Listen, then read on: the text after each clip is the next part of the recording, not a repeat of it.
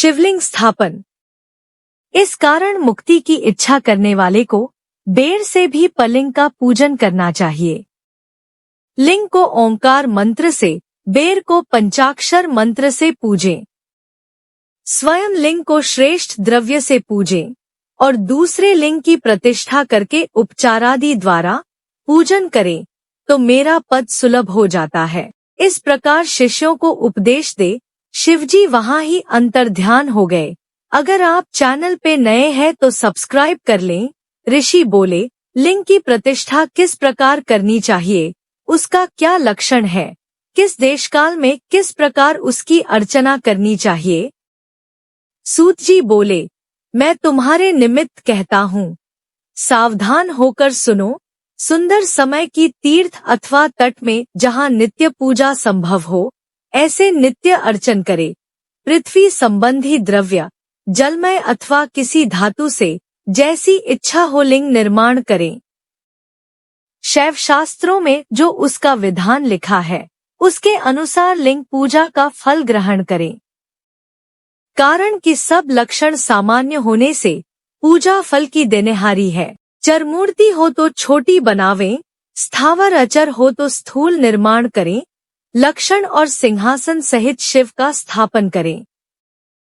चर का मंडल अथवा त्रिकोण बनाकर खटुवांग दंड में आरोपित शिरक पालात्मक ध्वज के समान मध्य में सूक्ष्मलिंग की चौकी जिस पर स्थापना होती है, महाफल देनेहारी है। प्रथमलिंग मिट्टी, शिला और लोहादी धातुओं से करें। जिस वस्तु का लिंग हो उसी का पीठ बनावे, केवल स्थावर में विशेषता है।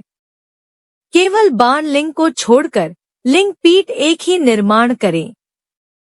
लिंग का प्रमाण 12 अंगुल का करें। न्यून होने से फल भी थोड़ा होगा, अधिक होने में कोई दोष नहीं। अथवा 11 अंगुल भी 12 के ही समान है। प्रथम शिल्प विद्या से देवताओं के गण के सहित विमान करावें। उसके भीतर सुंदर स्थानों जो दृढ़ और दर्पण के समान प्रकाशित हों, उन्हें नवरत्नों से भूषित करें। पर्व और पश्चिम की ओर उसका मुख गृह द्वारा बनावें। नीलल, वैडूर्यमणि, श्यामर, कतमणि, मोती, मूंगा, प्रवाल, गोमेद, हीरा, यह 9 रत्न है।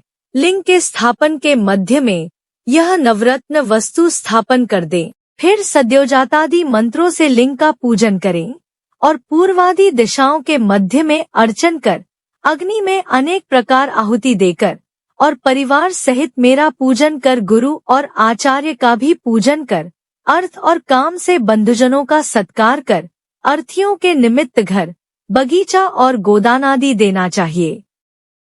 फिर यत्नपूर्वक स्थावर जंगमादि सब जीवों को संतुष्ट कर सुवर्ण और नवरत्न से पूरित उस गर्त में सद्योजातादि 5 मंत्रों का उच्चारण कर और परम सुभग देव का ध्यान कर, ओंकार के नाद से शोधित कर महामंत्रों का उच्चारण कर, उसमें लिंग स्थापन कर, फिर लिंग और पीठ को जोड़कर उस लिंग और पीठ को दृढ़ जोड़ने वाले द्रव्य से जोड़ दें। इसी विधि से बेरलिंग की भी वहां स्थापना करें।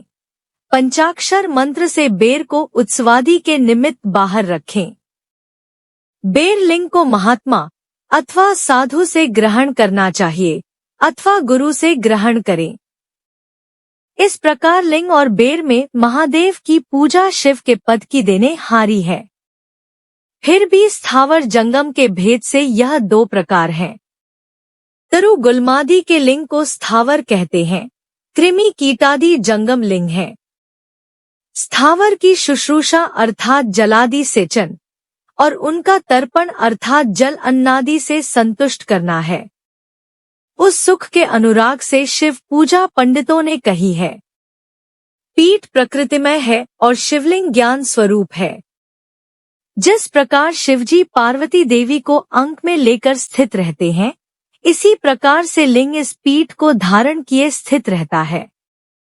इस प्रकार लिंग की स्थापना कर उपचार से पूजा करें। यथाशक्ति नित्य पूजा और ध्वजादि का उत्सव करें। इस प्रकार शिवपद के देने वाले लिंग की नित्य पूजा करें अथवा चलिंग की षोडश उपचार से पूजा करें। यथा योग्य पूजे तो शिवजी के पद की प्राप्ति होती है। आवाहन, आसन, अर्घ्य, पाद्य, अंग, आचमन, तैलाम्यंग पूर्वक आचमन, वस्त्र, गंध, पुष्प, धूप, दीप से निवेदन करना। नीराजन, तांबूल, नमस्कार, विसर्जन अथवा नैवेद्य के अंत तक यथावत अर्घ्यादि करके अभिषेक, नैवेद्य, नमस्कार, तर्पण यथाशक्ति सदा करें तो कम से कम शिवपद की प्राप्ति होती है, अथवा मनुष्य के स्थापित किए, अथवा ऋषियों के स्थापित किए, अथवा स्वयं प्रादुर्भूत हुए, अथवा नए स्थापन किए लिंग में यथा उपचार और पूजा सामग्री निवेदन करने से जो कुछ फल की प्राप्ति होती है, यहाँ प्रदक्षिणा नमस्कार से ही क्रम से शिवपद की प्राप्ति होती है। नियमन से शिव दर्शन करने से भी शिवलोक की प्राप्ति होती है। पिसी मिट्टी में गोबर मिलाकर व कनेर के फूल अथवा अनेक प्रकार के फूल, गुड़, नवनीत, भस्म, अन्न अथवा जैसी रुचि हो उसी प्रकार लिंग को यत्नपूर्वक निर्मित करके उसी के अनुसार यजन करें। इसी प्रकार कोई अंगुष्ठ में ही शिवजी की पूजा करते हैं। लिंग पूजा चाहे जहाँ करें, इसका निषेध नहीं है। श्रम के अनुसार शिव सर्वत्र ही फल देते हैं। अथवा नित्य प्रति 10 सहस्त्र ओंकार का जप करें, अथवा दोनों संध्याओं में सहस्त्र बार जप करने से भी शिवपद की प्राप्ति होती है। जप काल में मकारांत ही ओम मन शुद्धि करने वाला होता है। समाधि में मानसिक जप कहाँ है? उपांशु अर्थात दूसरे को न सुन पड़े ऐसा जप सर्वलोक में कहा है, और बिंदुनाद युक्त प्रणव सर्वकाम में एक ही है। अथवा प्रेम से नित्य 10 सहस्त्र पंचाक्षर जपें, अथवा दोनों संध्याओं में सहस्त्र बार जपने से शिवपद की प्राप्ति होती है। ब्राह्मणों को पंचाक्षर के जप में ओम लगाना उचित है और फल की प्राप्ति के निमित्त गुरु से दीक्षापूर्वक मंत्र ग्रहण करना चाहिए। घट स्नान, मंत्र दीक्षा, मातृ का न्यास करना और सत्य बोलने से पवित्र आत्मा ज्ञानी गुरु होना चाहिए। ब्राह्मणों को नमः पहले और दूसरे वर्णों को नमः पीछे विधिपूर्वक लगाना चाहिए। स्त्रियों को अंत में नमः लगाना चाहिए। कोई कहते हैं ब्राह्मणों की स्त्री को पंचाक्षर का 5 करोड़ जप करके सदा शिव के समान हो जाता है। 1, 2, 3, 4 करोड़ जप करके ब्रह्मा, विष्णु, रुद्र महेश के पद को प्राप्त होता है। अथवा मंत्राक्षरों में से एक एक अक्षर 1-2 लाख जप करें, अथवा जितने मंत्र अक्षर हो उतना ही लक्ष्य जप करने से शिवपद की प्राप्ति होती है। अथवा सहस्त्र दिन में 10 लक्ष्य जप करे। नित्य ब्राह्मण को भोजन करावे, मंत्र जपे, इष्ट की सिद्धि होगी और 1 सहस्त्र और 8 गायत्री प्रातः काल ही नित्य जपें। इस प्रकार ब्राह्मण जप करने से क्रम से शिवपद को प्राप्त हो जाता है। वेद के मंत्र और सूक्त नियम से जपे। 1 दशार्ण अर्थात 10 अक्षर मंत्र 100 से अधिक सहस्त्रादि जपे। 100 से कम न करें, 10 सहस्र अथवा 100 बिना करें। वेद पारायण से भी शिवपद की प्राप्ति होती है। और भी बहुत मंत्र हैं, उनके जितने अक्षर हों उतने ही लाख जपें। एकाक्षर मंत्र को 1 करोड़ जपे। इसके उपरांत भक्ति पूर्वक सहस्त्र ओंकार का जप करें। इस प्रकार यथाशक्ति करने से क्रम से शिव के पद को प्राप्त हो जाता है। नित्य प्रति जीवन पर्यंत एक मंत्र का जप ओम ऐसा सहस्र बार करता रहे तो शिव की आज्ञा से संपूर्ण अभीष्ट की प्राप्ति हो जाती है। पुष्प बाक तथा समार्जन शिव के निमित्त करने से कल्याण और शिवपद की प्राप्ति होती है। नित्य भक्ति पूर्वक शिवक्षेत्र में निवास करें। यह जड़ अजड़ सबको ही मुक्ति देते हैं। इस कारण बुद्धिमान को उचित है कि शिवक्षेत्र में मरण पर्यंत वास करें। जहाँ मनुष्यों ने लिंग स्थापित किया है वहाँ 100 हाथ तक पुण्यजनक स्थान है, और पुण्य क्षेत्र में जहाँ ऋषियों ने स्थापित किया है वहाँ सहस्त्र अरनी हाथ भर तक स्थान पवित्र होता है।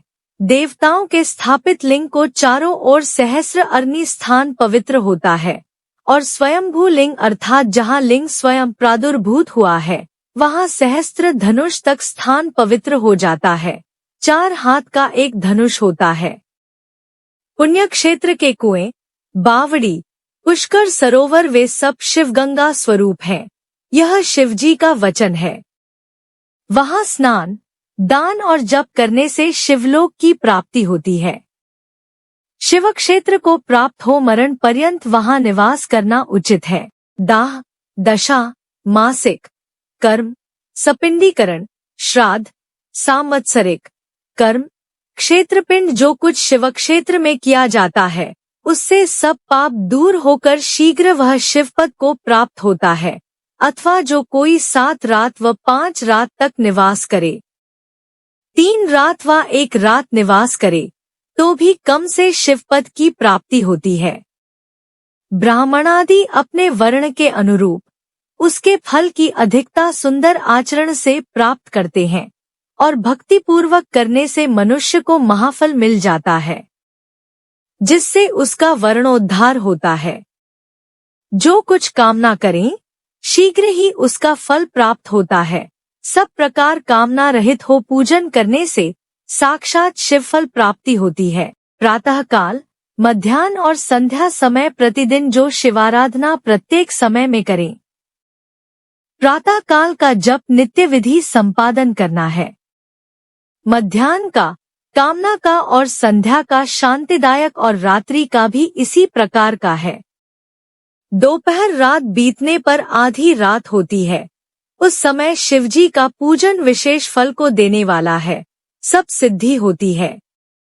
इस प्रकार जानकर करने से मनुष्य यथोक्त फल का भागी होता है। विशेषकर कलयुग में फल सिद्धि कर्म से होती है। वर्णन किए हुए किसी अधिकार के भेद से श्रेष्ठ आचरणी और पाप से डरे तो उपरोक्त संपूर्ण फल प्राप्त करता है। हर हर महादेव। वीडियो अच्छी लगी हो तो प्लीज लाइक एंड शेयर और अगर आप चैनल पे नए हैं तो सब्सक्राइब जरूर कर लें। धन्यवाद।